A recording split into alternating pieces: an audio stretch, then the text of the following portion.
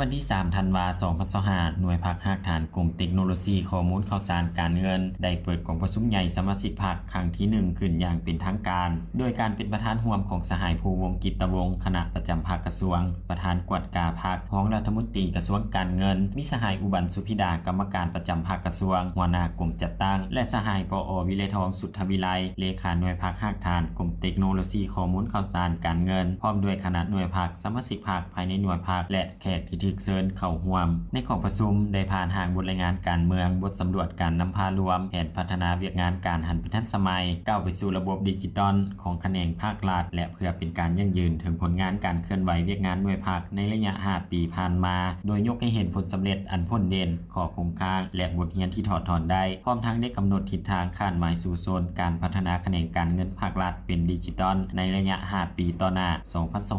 2026-2030ที่เป็นสิ่งท้าทายพอสมควรพร้อมกันนั้นในกองประชุมยังได้ประกอบคำเห็นใส่หางบทรายงานการเมืองหางบทสำรวจและแผนพัฒนาเวียกงานการหันเป็นทันสมัยก้าวไปสู่ระบบดิจิตอลของแขนงการภาครัฐเพื่อเฮ็ดให้เนื้อในครบถ้วนสมบูรณ์และถูกต้องกับการจัดตั้งปฏิบัติเวียกงานตัวจริงทั้งเป็นการยั่งยืนถึงผลงานที่ญาติมาได้ในระยะผ่านมาพร้อมนั้นกองประชุมได้มีการปอนบัตรคัดเลือกเอาคณะหน่วยพรรคสุดใหม่ซึ่งมีผู้สมัครเลือกตั้งทั้งหมด5สหายหญิง3สหายจากนั้นบรรดาสหายสมาชิกพรรคที่ได้ร่วมกองประชุมได้ใช้สิทธิประชาธิปไตยของตนปอนบัตรคัดเลือกเอาคณะหน่วยพรรคสุดใหม่จำนวน3สหายและผลกองประชุมครั้งปฐมฤกษ์ได้ประชามติเป็นเอกสารเลือกเอาคณะหน่วยพรรคสุดใหม่คือสหายปอวิไลทองสุทธวิไลเป็นเลขาหน่วยพรรคภาคฐานกลุ่มเทคโนโลยีข้อมูลข่าวสารการเงินสหายอนุศักดิ์ศรีสะอาดรองเลขาประธานกวดกาภาคสหายนางอนุทิพย์วรรณบุภากรรมการหน่วยภาครองประธานกวดกาหน่วยภาคเพื่อสืบต่อนำพาซีนำในการจัดตั้งปฏิบัติมติกองประชุมใหญ่ครั้งที่